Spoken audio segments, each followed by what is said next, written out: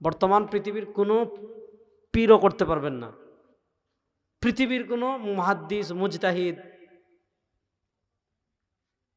মনে করেন শাবান মাসের 15 তারিখ দিবাগত রাত হলো শবে বরাত। এই শাবান মাসেই শবে বরাত, আর কোনো মাসে নাই। এখন সারা দুনিয়ার মানুষ যদি চায়, সারা দুনিয়ার সব মুহাদ্দিস, সারা দুনিয়ার সব ফকিহ, সারা দুনিয়ার সব ইমাম, সারা দুনিয়ার সব মুজতাহিদ, সারা দুনিয়ার সব পীর সবাই মিলে একত্রিত হয়ে সিদ্ধান্ত নিলেন যে শাবান মাসে কেন, রবিউল আউয়াল মাসে আরেকটা শবে বরাত বানাবো। পারবেন? পারবেন না। মনে করেন রমাদান মাসের শেষ দশকে লাইলাতুল কদর। এখন আপনারা সবাই, সারা দুনিয়ার সব মুহাদ্দিস, সব ফকিহ, সব মুজতাহিদ, সব ইমাম সবাই মিলে সিদ্ধান্ত নিলেন যে আমরা আরেক মাসে লাইলাতুল কদর বানাবো। সুযোগ নেই। একটা হলো আপনি বিজয় দিবস বানাইছেন, যে 16 তারিখ বাংলাদেশে, 16 ডিসেম্বর বাংলাদেশ বিজয় হয়েছে, এটা কোনো শারঈ দিবস না। 5ই আগস্ট ফ্যাসিস্ট পলায়ন দিবস, বা বাংলাদেশ জেনজির বিজয় দিবস আপনি বানাইলেন, এটা কোনো শারঈ দিবস না। তো আপনি যদি শরিয়াগত কোনো দিবস বানাতে চান, যেমন আমাদের দেশে কত দিবস আছে, 16 ডিসেম্বর আছে, 26শে মার্চ আছে, 5ই আগস্ট আছে, আবার যদি আওয়ামী লীগ কখনো আসে আবার 17 আগস্ট না 15 আগস্ট শোক দিবস হবে। তারা নাই, শোক নাই। এগুলো হলো মানুষের বানানো, এগুলোর সাথে শরীয়তের কোনো সম্পর্ক নাই। শরিয়ায় অন্যান্য দিন যেমন 16 ডিসেম্বরও তেমন, অন্যান্য দিন যেমন 26শে মার্চও তেমন, অন্যান্য দিনও যেমন 5ই আগস্টও তেমন। এজন্য 5ই আগস্ট কেন্দ্রিক শরিয়ার কোনো ইবাদত নাই। এখন কেউ যদি 5ই আগস্ট, 16ই মার্চ, 16ই ডিসেম্বর, 26শে মার্চ, আরও যত দিবস আছে আমাদের দেশীয়, এগুলাকে কেউ যদি শরীয়ত লাগাই দে যে এই দিন এই করা মুস্তাহাব, এই দিন এই করা সুন্নত, অথবা এই দিনের ফজিলত এই দিনের ফজিলত, এগুলোর কোনো ভিত্তি নেই, এগুলোর সাথে সাথে বেদাত হয়ে যাবে। শারঈ কোনো দিবস, যেমন শারঈ এক দিবস জুমাবার, জুমা এটা একটা শারঈ দিবস। জুমাবারের অনেক ফজিলত আছে। জুমার দিন জুমার নামাজ পড়বেন, জুমার দিন 2 খুতবার মধ্যবর্তী সময় যেই দোয়া করবেন আল্লাহ সেই দোয়া কবুল করবেন। জুমার দিন কেউ যদি সূরাতুল কাহফ তিলাওয়াত করে আল্লাহ তাআলা তাকে দাজ্জালের ফিতনা থেকে হেফাজত করবেন। জুমার দিন আসরের পর যেই দোয়া করবেন আল্লাহ তাআলা সেই দোয়া কবুল করবেন। জুমার দিন সবার আগে নামাজ পড়ার জন্য যে মসজিদে আসবে আল্লাহ তাআলা তার আমলনামায় একটা উটের সওয়াব লিখে দিবেন। তারপরে যে আসবে আল্লাহ তাআলা তার আমলনামায় একটা গরুর সওয়াব লিখে দিবেন। এই যে জুমার দিন, এটা অন্যান্য দিনের চেয়ে শ্রেষ্ঠ। এই শ্রেষ্ঠত্ব নির্ধারণের অথরিটি আমাদের নাই। এই শ্রেষ্ঠত্ব নির্ধারণের অথরিটি পৃথিবীর কারো নাই। এই শ্রেষ্ঠত্ব নির্ধারণ করবেন আল্লাহ এবং তার রাসূল। আল্লাহ এবং তার, বলে না রে, আল্লাহ এবং তার। আপনারা আমার মাত বুঝরানি না সিলেটি ভাষায় হইলে বুঝবা? মনে করক্কা আমরা সিলেটি কোনো দিবস আছে কিনা আমি জানি না। মনে করক্কা আগে আমরা ছোটবেলা সিলেটে একদিন আসিল যে কলা গাছর ফাঁসল লিয়ে মানুষ বার হইতার, ফিটা খাইতা, বুলা বলি না আছে। এটা তো এখন আর নাই, আসেনি? নাই। হ্যাঁ আছে। এটা এই জেনজি যারা আছে, এই পিচ্ছি আমাদের বয়সী, এরা বলতে পারবে, পরে এরা আর বলতে পারবে না। তো এগুলা কোনো শারঈ দিবস না।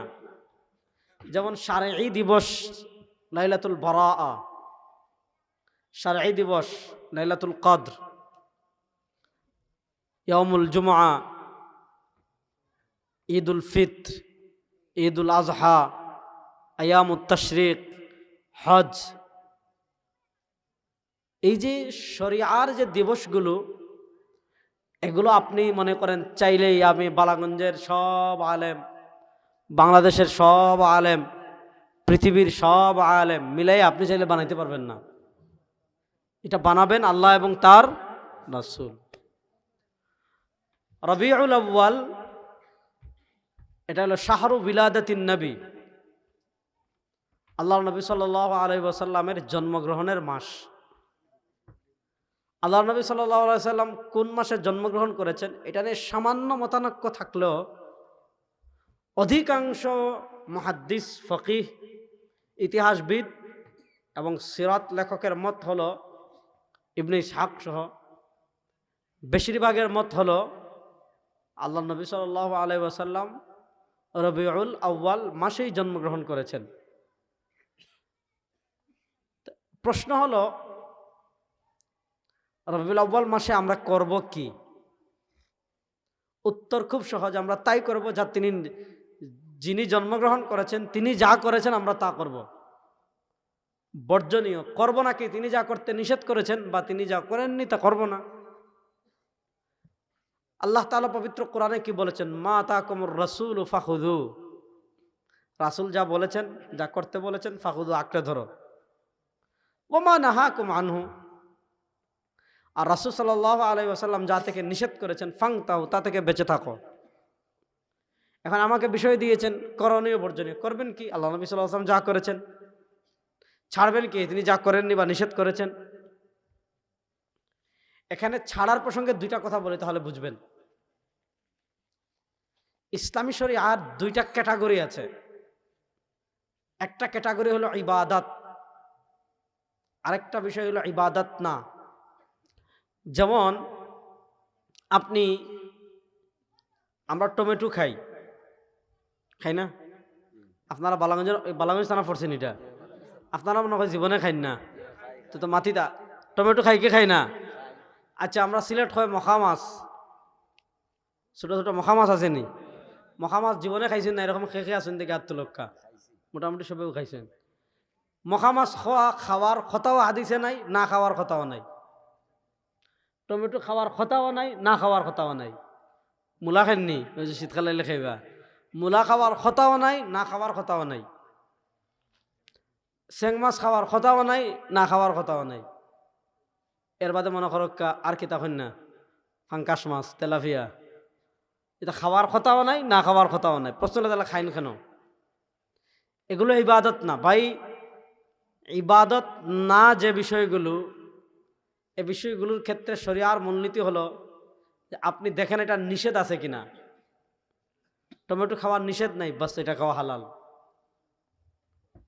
কথা বুঝাইতে পারি নাই? টমেটো খাওয়ার নিষেধ নাই, বাস এটা হালাল। মাছ, আমরা যে মাছগুলো খাই এগুলা খাওয়ার নিষেধ নাই, বাস এগুলো হালাল। পান খাওয়ার নিষেধ নাই, হালাল। এরপর মনে করো সফরি, তেতই, আর কি তা খাইন না? আপেল, কমলা, আনার, মসজিদের নাইকল, ডাব, আরো কত কিছু খাই না আমরা। এগুলা খাওয়ার কথাও নাই, না খাওয়ার কথাও নাই, বাস খাই কেন? নিষেধ নাই। নিষেধ না থাকলেই আপনি খাইতে পারবেন। কিন্তু যখন আপনি ইবাদতে আসবেন, ইবাদতের ক্ষেত্রে লা মাদখালা লির-রাই, ইবাদতের ক্ষেত্রে যুক্তি চলে না। ইবাদতের ক্ষেত্রে আপনি দেখতে হবে আপনি যে ইবাদতটা করতে চাচ্ছেন এটা শারিয়া থেকে প্রমাণিত কিনা। যেমন মনে করেন, আমি আপনাদেরকে সহজ করে বুঝাই। আজকে যে আমরা সবাই এই মসজিদে মাগরিবের নামাজ পড়লাম, কয় রাকাত পড়লাম? 3 রাকাত। কয় রাকাত? মাতিন না কেন? মাগরিবের ফরজ পড়লাম কয় রাকাত? 3 রাকাত। সবে 3 রাকাত পড়ছি তো। ফজর পড়ি কয় রাকাত? ফরজ মাতিন না দেখি। ফজর পড়ি কয় রাকাত? এখন মনে করেন এক ব্যক্তি প্রচন্ড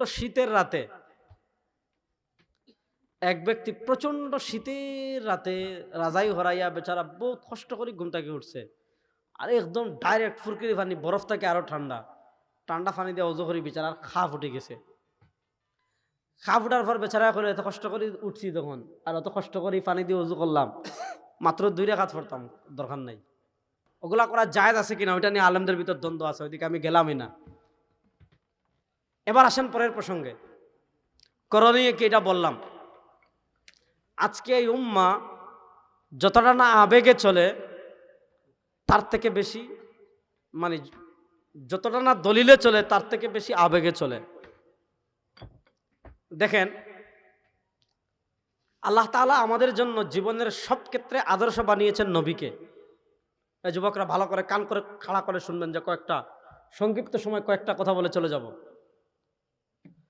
আল্লাহ তাআলা আমাদের জন্য জীবনের সব ক্ষেত্রে লাকাদ কানা লাকুম ফি রাসূলিল্লাহি উসওয়াতুন হাসানা, এই ব্যাপারে কত আয়াত আছে, সব আয়াত তো পড়বো না, এটা প্রসিদ্ধ আয়াত, এজন্য পড়লাম। আজকে পৃথিবীতে 250 কোটি মুসলিম। মুসলমানরা অতীতে এত সংখ্যা ছিল কিনা সন্দেহ আছে। মুসলমানদের 57টা কান্ট্রি আছে, 57টা। আপনি দেখেন পৃথিবীতে এতগুলা মুসলিম রাষ্ট্র, কত হাজার কোটি বর্গমাইল আমাদের। মুসলমানদের আজকে পারমাণবিক অস্ত্র আছে, অ্যাটম বম। মুসলমানদের একটা রাষ্ট্র আছে, যেটা আগে আমরা ছিলাম, পাকিস্তান। পাকিস্তানের অ্যাটম বম আছে, অ্যাটম বম। পৃথিবীতে 57 জন মুসলিম সেনাপ্রধান আছে, 57টা সেনাবাহিনী আছে, 57 জন মুসলিম রাষ্ট্রপতি আছে। আল্লাহ তাআলা আমাদেরকে কি দেন নাই? আপনি দেখেন, আল্লাহ সব খনিজ সম্পদ আমাদেরকে দিয়েছেন। সব পেট্রোলিয়াম আল্লাহ মুসলমানদেরকে দিয়েছেন। পেট্রোলিয়াম থেকে ডিজেল হয়, পেট্রোলিয়াম থেকে অকটেন হয়, পেট্রোলিয়াম থেকে কেরোসিন হয়। আপনি বিমান চালাতে হলে পেট্রোলিয়াম লাগবে, আপনি জাহাজ চালাতে হলে পেট্রোলিয়াম লাগবে, আপনি কলকারখানা চালাতে হলে পেট্রোলিয়াম লাগবে। আপনি প্রযুক্তিতে, পুরা প্রযুক্তি আপনি অচল হয়ে যাবে। পৃথিবীতে যদি পেট্রোলিয়াম না থাকে, পৃথিবীর এই যে এত প্রযুক্তি, এত আধুনিক যা কিছু দেখেন, যদি পেট্রোলিয়াম না থাকে তাহলে পৃথিবী থমকে যাবে। বিমান চলবে না, গাড়ি চলবে না, ট্রাক চলবে না, জাহাজ চলবে না, পৃথিবী দাঁড়িয়ে যাবে। কয়লা, এটাও পেট্রোলিয়াম। আপনি দেখেন, আল্লাহ তাআলা সব খনিজ সম্পদ আমাদেরকে দিয়েছেন। আপনি জাজিরাতুল আরবের যতগুলো রাষ্ট্র আছে, আল্লাহ তাআলা দেখেন সব রাষ্ট্রের নিচে আল্লাহ তাআলা খনিজ সম্পদ দিয়ে ভরে রেখেছেন।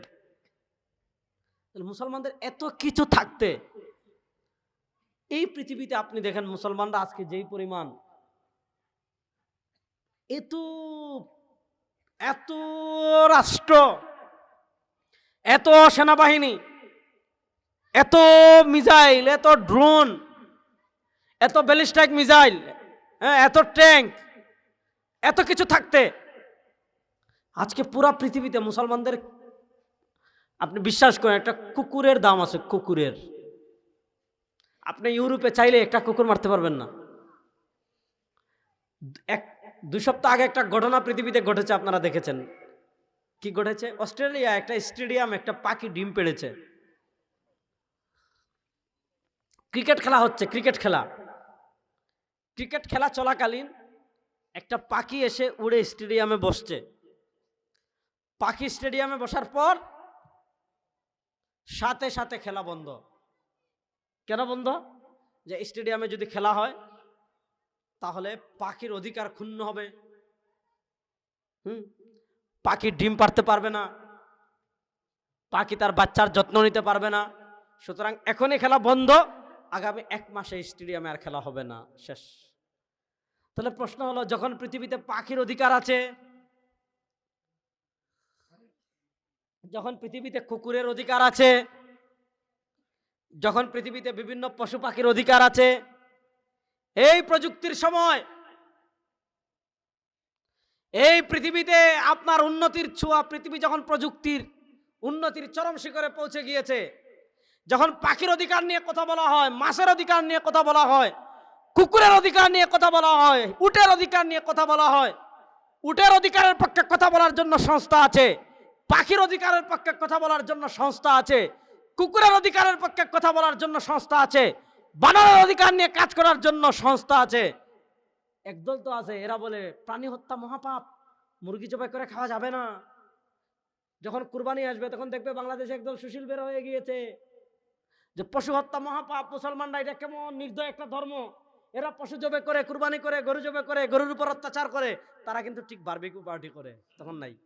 তারা কিন্তু কেএফসি খায়, তখন সমস্যা নেই।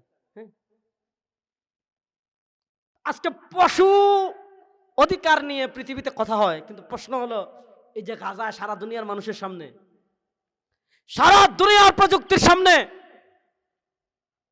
সারা দুনিয়ার স্যাটেলাইটের সামনে শিশুদেরকে হত্যা করা হচ্ছে প্রতিদিন। শিফা হাসপাতালে হামলা করা হলো, হাসপাতালে হামলা করা সারা পৃথিবীর যুদ্ধনীতিতে নিষিদ্ধ। হাসপাতালে হামলা করা হচ্ছে, শিশুদেরকে হামলা করা হচ্ছে, শরণার্থী শিবিরে হামলা করা হচ্ছে, বলা হচ্ছে তোমাদেরকে ত্রাণ দিব, এখানে আসো, গাজায় খাদ্য নাই, বলা হচ্ছে তোমাদেরকে ত্রাণ দিব, এই জায়গায় জমা হয়েছে, ড্রোন দিয়ে মেরে শেষ। প্রশ্ন হলো পাখির যদি মানবতা থাকে তাহলে ফিলিস্তিনের কেন মানবতা নেই?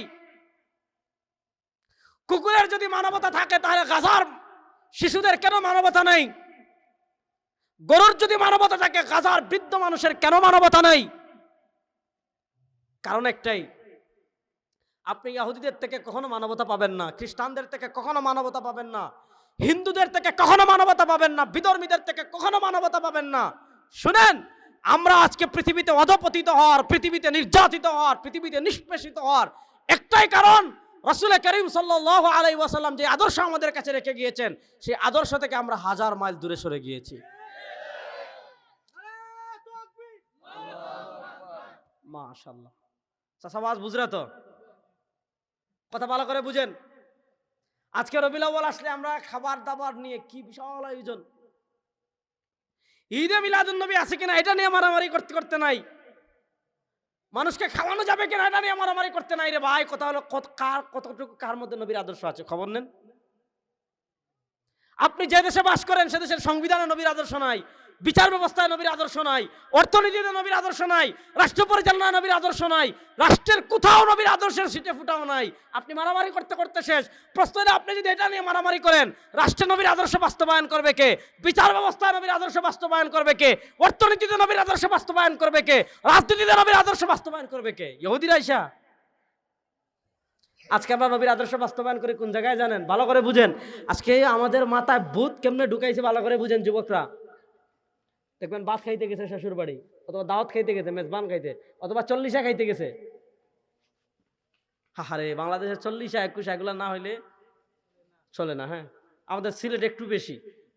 কিছু কিছু এলাকায় আছে, মনে করেন গতকালকে পত্রিকায় নিউজ আসছে, এক ব্যক্তি ঋণ তার এত বেশি, ঋণ দিতে না পেরে, ঋণ পরিশোধ করতে না পেরে আত্মহত্যা করে মারা গেছে।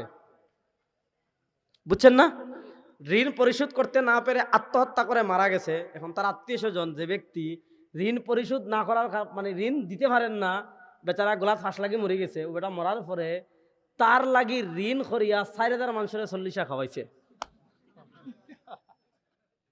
যে বেটা ঋণ পরিশোধ করতে না পারিয়া নিজে মরে গেছে, তার বেটার 4000 না 2000 মানুষের ঋণ করিয়া তার আত্মীয় স্বজনে কিতা করছে, 40 খাওয়াইছে। এই আমাদের দেশের মানুষের অবস্থা। আমি আপনাদেরকে বলি, আজকে দেখুন আপনি কোথায় খাইতে যান, খাওয়ার আগে দেখবেন হাত ধোয়, হাত ধৌত করে। জিজ্ঞাসা করেন ভাই হাত ধৌত করেন কেন? কইবা হাত ধোয়া সুন্নত। আলহামদুলিল্লাহ, খুব ভালো জিনিস, একমত, হাত ধুইবেন অবশ্যই। আপনারা এই বালাগঞ্জ যে দেখছেন নি, দেখো বাউয়াত দিয়া খায়, মাতেন না খানে ইনো আসেনি জীবনে যে বাউয়াত দিয়া খাইছেন নাই? আমরা খাই কোনার দিয়া, আপনারা গুছা করেছেন মাতিবা, কোনার দিয়া খাই? প্রশ্ন হলো বাউয়াত দিয়া খাই না, ওখানে তো ওখানে তো ওখানেও ফাঁস আঙ্গুল, ওখানেও ফাঁস আঙ্গুল, ইনো যে দয় দাগ ওখানেও দাগ। হ্যাঁ, তাহলে প্রশ্ন হলো আপনি ইয়াদ দি খাইন না, ইয়াদ দি খাইন কেনে? বাউয়াত দি না খাই আর ডাইনার দি খাইন কেনে? আপনি যে ডাইনার দি খায় তারে জিজ্ঞাসা পারে, ভাই তুই বাউয়াত দি খাস না, তোর জীবনে তোর বাউয়াত দি খাইলে না, বিড়িটাও বাউয়াত দি খায় না, খায়নি না। খুব কম মানুষ খায় কিনা আমি জানি না। আমাদের দেশে সিগারেট কোনার দি খায়, মাথেন না দিকে আপনারা যারা খাইন তারা হক্কা কোনার দি খায়, বাউয়াত দি খায় নি? কেউ সিগারেট খায় না। অন্ত সিগারেটটাও কোনাতে চলে, ডাইনাতে চলে। তাহলে জিজ্ঞাইবেন ভাই আপনি খাবারটা ডাইন হাতে কেন খাচ্ছেন? যে বলবে ভাই ডাইনাতে খাওয়া সুন্নত। আলহামদুলিল্লাহ। এখানে আবার হয় না যে আপনারা সব সিগারেট খাওয়ার অনুমতি দিচ্ছেন, এটা আমি হইয়ান না। দেখবেন সে হাত ধোয়ার ক্ষেত্রে রাসূলুল্লাহ সাল্লাল্লাহু আলাইহি ওয়াসাল্লামের আদর্শ খুঁজে। আলহামদুলিল্লাহ, ভালো। আমাদের দেশে এখন একটা ফ্যাশন হয়ে গিয়েছে। হ্যাঁ, আজকে মুসলমানদের কত অধপতন, একটা হাদিস বলি তাহলে আরো বুঝবেন। আল্লাহ নবী সাল্লাল্লাহু আলাইহি ওয়াসাল্লাম বলেছেন, লা তাত্তাবিউন্না সুনানা মান কানা ক্বাবলাকুম, শিবরাম বিশিবরিন ওয়া যিরাআম বিযিরাইন হাত্তা লাউ সালাকু ফি জুহরি যাব্বিন লাসালাকতুমু। আরে আমার উম্মার উপর এমন একটা সময় আসবে, আমার উম্মার উপর এমন একটা কাল আসবে, আমার উম্মার উপর এমন একটা যুগ আসবে, লাতাত্তাবিউন্না সুনানা মান কানা ক্বাবলাকুম। আমাদের নবী তার আদর্শ আমাদের কাছে রেখে গিয়েছেন, কিন্তু এই উম্মার উপর এমন একটা প্রজন্ম তৈরি হবে, এই উম্মার মধ্যে এমন একটা শ্রেণী তৈরি হবে, এই উম্মার মধ্যে এমন একটা জামাত তৈরি হবে, লাতাত্তাবিউন্না সুনানা মান কানা ক্বাবলাকুম শিবরাম বিশিবরিন ওয়া যিরাআম বিযিরাইন হাত্তা লাউ সালাকু ফি জুহরি যাব্বিন লাসালাকতুমু। মুসলমানরা আল্লাহ নবীর আদর্শ বাদ দিয়ে, মুসলমানরা কোরআন বাদ দিয়ে, মুসলমানরা রাসূলুল্লাহ সাল্লাল্লাহু আলাইহি ওয়াসাল্লামের সুন্নাহ বাদ দিয়ে প্রত্যেকটা কদমে কদম মনে করেন গুড়ে প্যাকেটিং করে সুন্দর করে দিচ্ছে। মুসলমান দেখবে না যে গু খাইয়া ফেলবে, কারণ তার প্রভু ইহুদি খ্রিস্টান খাইছে, হেরা মুদ খাইছে, মুসলমানরা মুদ খাবে। হেরা ল্যাংটা, মুসলমানরা ল্যাংটা। হেরা চুল এখানে একটু রাখে, মুসলমান এখানে লাগবে। হেরা ফাড়া ফ্যান্ট ফিন্দে, মুসলমানদের ভিতর সিরা ফ্যান্ট ফিন্দার সংস্কৃতি আছে না নাই? দেখবেন টাকনুর হেরা কি করে, মহিলাদের পোশাক উপরে তুলে আর পুরুষের পোশাক নিচে নামায়। ইসলাম বলে মহিলারা ঢেকে রাখবে, পুরুষরা খুলবে, পুরুষরা সতর পরিমাণ থেকে খুলতে পারবে হাঁটু পর্যন্ত। ইহুদি খ্রিস্টানরা কি করে, মহিলারে খোলায় আর পুরুষরে বুরকা পরায়। ঠিক না ঠিক? আমাদের দেশে দেখবেন এখন ফ্যাশন বের হয়েছে টাকনুর নিচে পোশাক পরা, প্যান্ট পরা। প্যান্ট বানাই আমাদের টাকনুর নিচে। এখন আরেকটা আমাদের সিলেট এটা আসে না, ঢাকায় গেলে দেখবেন এখন আরেকটা সংস্কৃতি বের হয়েছে হাফ প্যান্ট পরা। আপনি ভিআইপি এলাকায় যাবেন, আপনি বিভিন্ন বিমানবন্দরের লাউঞ্জে যাবেন, গেলে বসলে দেখবেন হাফ প্যান্ট, এটা একটা ফ্যাশন যে হাফ প্যান্ট পরা। যেই ছেলেটা হাফ প্যান্ট বাইরে পরে, ওই ছেলেটা জীবনে কখনো মসজিদে হাফ প্যান্ট পরে নামাজে যাবে না, পাবো না, রাসূলুল্লাহর নিষেধ আছে মসজিদে গেলে। এবং যে প্যান্ট ফিনতিছে টাকনুর নিচে, হে যখন মসজিদে ঢুকে দেখবো আজুখারি তলগালা বটিলায়, সিলেটি ভাষায় কইলাম, মানে বলিলায় যে বলে কি বলে না মাতির না দেখি ওলা বলেনি জিগাই বেরে ভাই তুই কেন বললে এখানে ভাই মসজিদে গিয়া আবার টাকনুর নিচে কেন পড়া হারাম। ভালো কথা, আলহামদুলিল্লাহ, এটা আমি খুব ভালো কাজ। কিন্তু প্রশ্ন হলো, যেই ছেলে হাত ধোয়ার ক্ষেত্রে নবীর আদর্শ খুঁজলো, যেই ছেলে মসজিদে ঢোকার ক্ষেত্রে নবীর আদর্শ খুঁজলো, যেই ছেলে বাথরুমে যাওয়ার ক্ষেত্রে নবীর আদর্শ খুঁজলো, ওই ছেলে দেখবেন যখন রাষ্ট্র পরিচালনায় যায়, যখন বিচার ব্যবস্থায় যায়, যখন অর্থনীতিতে যায়, যখন সমাজ পরিচালনায় যায়, যখন রাজনীতিতে যায়, খাবারের ক্ষেত্রে নবীর আদর্শ খুঁজে, ঘুমানোর ক্ষেত্রে নবীর আদর্শ খুঁজে, বাথরুমে যাওয়ার ক্ষেত্রে নবীর আদর্শ খুঁজে, মসজিদে যাওয়ার ক্ষেত্রে নবীর আদর্শ খুঁজে, রোজার ক্ষেত্রে নবীর আদর্শ খুঁজে, হজের ক্ষেত্রে নবীর আদর্শ খুঁজে, যাকাতের ক্ষেত্রে রাসূল সাল্লাল্লাহু আলাইহি ওয়াসাল্লামের আদর্শ খুঁজতে। কিন্তু রাজনীতিতে বলে লাগবে না, অর্থনীতিতে বলে লাগবে না, বিচার ব্যবস্থায় বলে লাগবে না, রাষ্ট্র পরিচালনায় বলে লাগবে না। খাবারের ক্ষেত্রে তার কাছে নবীর আদর্শ, কিন্তু রাষ্ট্র পরিচালনায় তার কাছে আব্রাহাম লিঙ্কন ভালো, রাষ্ট্র পরিচালনায় তার কাছে ইহুদিবাদ ভালো, রাষ্ট্র পরিচালনায় তার কাছে খ্রিস্টবাদ ভালো, রাষ্ট্র পরিচালনায় তার কাছে ব্রিটিশ ভালো, বিচারের ক্ষেত্রে তার মধ্যে ব্রিটিশ ভালো না। একজন প্রকৃত মুসলমানকে, একজন প্রকৃত আশিকে রাসূলকে, একজন প্রকৃত ইমানদারকে, যে ঘর থেকে নিয়ে, খাবার থেকে নিয়ে, রাষ্ট্র পরিচালনা পর্যন্ত সব জায়গায় নবীর আদর্শ প্রতিষ্ঠা করবে, আল্লাহ নবীর আদর্শের বাইরে এক চুলও যাবে না। আল্লাহ নবীর আদর্শের বাইরে এক চুলও যাবে। কিন্তু এই জায়গা হইলে এই উম্মার ব্যর্থতা। এই শতাব্দীতে এই উম্মার ব্যর্থতার জায়গা কোনটা জানেন? এই শতাব্দীতে এই উম্মার ব্যর্থতার জায়গা হলো আমাদের তারুণ্যকে তারা এই জায়গায় পথভ্রষ্ট করে ফেলেছে। আমরা মনে করি কি ইসলাম মানে তো মসজিদে নামাজ পড়া। আলহামদুলিল্লাহ, নামাজ তো অবশ্যই ইসলামে আছে। আমরা মনে করি কি ইসলাম মানে কি রোজা রাখা। রোজা ইসলামে অবশ্যই গুরুত্বপূর্ণ ইবাদত। আমরা মনে করি ইসলাম মানে কি হজ করা, অবশ্যই হজ ইসলামের ইবাদত। আচ্ছা বলেন, ইসলামে যেমন ইবাদত আছে, মনোযোগ, আমার নবী সাল্লাল্লাহু আলাইহি ওয়াসাল্লাম যেমন আমাদেরকে ইবাদত কেমনে করবে এটা যেমন শিখিয়েছেন, সাল্লু কামা রাআইতুমুনি উসাল্লি, নামাজ পড়ো যেভাবে আমাকে পড়তে দেখেছো, এটাও বলেছেন খুযু আন্নী মানাসিকাকুম, এই সাহাবীরা দেখো আমি কেমনে হজ করি, আমার মতো হজ করো। ফাইন্নী লা আদরি লাম আহুজ্জা বা'দা আমি মাদা, এই বছর পর আর হজ করতে পারবো কিনা জানি না। আল্লাহ নবী সাল্লাল্লাহু আলাইহি ওয়াসাল্লাম যেমন আমাদেরকে নামাজ শিখিয়েছেন, নামাজের ক্ষেত্রে আপনি রাসূলুল্লাহর পদ্ধতি ফলো করেন। আল্লাহ নবী সাল্লাল্লাহু আলাইহি ওয়াসাল্লাম আপনি আমাদেরকে রোজা শিখিয়েছেন, রোজার ক্ষেত্রে আপনি রাসূলুল্লাহ সাল্লাল্লাহু আলাইহি ওয়াসাল্লামের পদ্ধতি ফলো করেন। আল্লাহ নবী সাল্লাল্লাহু আলাইহি ওয়াসাল্লাম আমাদেরকে হজ শিখিয়েছেন, হজের ক্ষেত্রে আপনি রাসূলুল্লাহ সাল্লাল্লাহু আলাইহি ওয়াসাল্লামের পদ্ধতি ফলো করেন। বিচার কেমনে করবেন, কেউ পাপ করলে বিচার কেমনে করবেন, কেউ অপরাধ করলে বিচার কেমনে করবেন, কেউ কেউ খুন করলে বিচার কেমনে করবেন, কেউ চুরি করলে বিচার কেমনে করবেন, কেউ রাহাজানি করলে বিচার কেমনে করবেন, কেউ ধর্ষণ করলে বিচার কেমনে করবেন, কেউ চাঁদাবাজি করলে বিচার কেমনে করবেন, কেউ ইফটিজিং করলে বিচার কেমনে করবেন, কেউ ধর্ষণ করলে বিচার কেমনে করবেন, কেউ দেশের টাকা বিদেশে পাচার করলে বিচার কেমনে করবেন, কেউ ব্যাংক ডাকাতি করলে বিচার কেমনে করবেন, কেউ শেয়ার বাজার ডাকাতি করলে বিচার কেমনে করবেন, কেউ বিদেশে বেগমপাড়া তৈরি করলে বিচার কেমনে করবেন, কেউ রাষ্ট্রের টাকা আত্মসাৎ করলে বিচার কেমনে করবেন। আল্লাহ নবী সাল্লাল্লাহু আলাইহি ওয়াসাল্লামের বিচার কেমনে করবেন, কিভাবে করবেন, কখন করবেন, কতটুকু করবেন, এগুলা সব রাসূলুল্লাহ সাল্লাল্লাহু আলাইহি ওয়াসাল্লাম থেকে বর্ণনা আছে না নাই? এগুলা সব রাসূলুল্লাহ সাল্লাল্লাহু আমাদেরকে শিখিয়েছেন কি শিখান নাই? সব শিখিয়েছেন। কিন্তু এই প্রশ্ন, এই উম্মার সমস্যা কি জানেন? এই উম্মার সমস্যা হলো সব ক্ষেত্রে রাসূলুল্লাহ সাল্লাল্লাহু আলাইহি ওয়াসাল্লামের আদর্শ বাস্তবায়নের তারা চেষ্টা করে না। এজন্য রবিউল আউয়াল মাস আসলে করণীয় কি করতে হবে? আল্লাহ নবী সাল্লাল্লাহু আলাইহি ওয়াসাল্লামের পূর্ণাঙ্গ জীবনী জানতে হবে।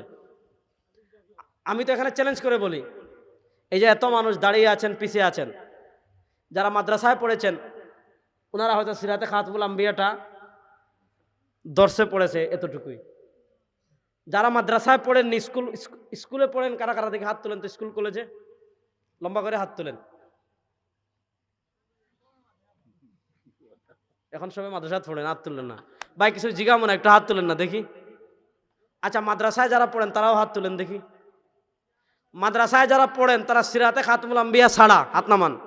আর স্কুলে যারা পড়েন এরা আল্লাহ নবী সাল্লাল্লাহু আলাইহি ওয়াসাল্লামের যে কোনো একটা সিরাত, মনোযোগ, যারা স্কুলে পড়েন তারা যে কোনো, আর যারা মাদ্রাসায় পড়েন তারা সিরাতে খাতমুল আম্বিয়া ছাড়া আল্লাহ নবী সাল্লাল্লাহু আলাইহি ওয়াসাল্লামের কোনো একটা সিরাত শুরু থেকে শেষ পর্যন্ত পড়েছেন। এরকম কে কে আছেন দেখি হাত তোলেন তো। ওই একজন মাত্র, দুইজন, তিনজন, চারজন। আমি পরে জিজ্ঞাসা করবো কিন্তু যে কি কি পড়ছেন, হাত বুঝা তুইলেন। হ্যাঁ,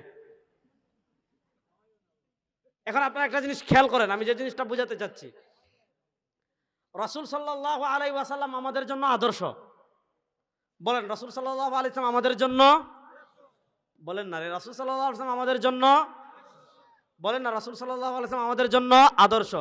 অর্থাৎ আপনি হাঁটার ক্ষেত্রে তাকে ফলো করতে হবে, ঘুমানোর ক্ষেত্রে তাকে ফলো করতে হবে, খাওয়ার ক্ষেত্রে তাকে ফলো করতে হবে, বিয়ে শাদীর ক্ষেত্রে তাকে ফলো করতে হবে, ত্যায্য সম্পত্তি বন্টনের ক্ষেত্রে তাকে ফলো করতে হবে, ইবাদতের ক্ষেত্রে তাকে ফলো করতে হবে, রাজনীতির ক্ষেত্রে তাকে ফলো করতে হবে, বিচারের ক্ষেত্রে তাকে ফলো করতে হবে, নেতৃত্বের ক্ষেত্রে তাকে ফলো করতে হবে, রাষ্ট্র পরিচালনার ক্ষেত্রে তাকে ফলো করতে হবে, জীবনের সব ক্ষেত্রে আপনাকে তাকে ফলো করতে হবে। যেহেতু জীবনের সব ক্ষেত্রে আপনাকে তাকে ফলো করতে হবে, এবার যাকে জীবনের সব ক্ষেত্রে ফলো করতে হবে তার সম্পর্কে জানার দরকার আছে না নাই? অথচ এই প্রজন্ম টিকটক দিয়ে এই প্রজন্মকে ব্যস্ত করে ফেলেছে, ইউটিউব দিয়ে এই প্রজন্মকে ব্যস্ত করে ফেলেছে, ফেসবুক দিয়ে এই প্রজন্মকে ব্যস্ত করে ফেলেছে। এজন্য রবিউল আউয়াল মাস উপলক্ষে একটা কাজ করবেন সবাই, আল্লাহর নবী সাল্লাল্লাহু আলাইহি ওয়াসাল্লামের পূর্ণাঙ্গ সিরাত, অনেক সুন্দর সুন্দর কিতাব, নবী রাহমাত মাওলানা সৈয়দ আবুল হাসান নদভী রাহিমাহুল্লাহর অনেক সুন্দর কিতাব, আশরাফ আলী থানভী রাহিমাহুল্লাহ নাশরুত তিব অনেক সুন্দর কিতাব, মাওলানা ইদ্রিস কান্দলাবী রাহিমাহুল্লাহর সিরাতে মুস্তাফা, আরো অনেক সিরাতের কিতাব আছে, আর রাহিকুল মাখতুম আছে, আরো বহু কিতাব আছে, সিরাত ইবনে হিশাম আছে, সিরাত ইবনে ইসহাক আছে, ইবনে ইসহাক বাদ দেন, সিরাত ইবনে হিশাম আছে, ভালো অনুবাদ হয়েছে। অন্তত যারা স্কুলে পড়েন অথবা যারা তরুণ আছেন আপনারা প্রত্যেকেই আল্লাহর নবী সাল্লাল্লাহু আলাইহি ওয়াসাল্লামের একটা পূর্ণাঙ্গ সিরাত শুরু থেকে শেষ পর্যন্ত পড়ার চেষ্টা করবেন তো ইনশাআল্লাহ। দেখছেন ইনশাআল্লাহ, আল্লাহ নবী সাল্লাল্লাহু আলাইহি ওয়াসাল্লামের একটা সিরাত পড়ার পূর্ণাঙ্গ চেষ্টা সবাই করবেন তো ইনশাআল্লাহ।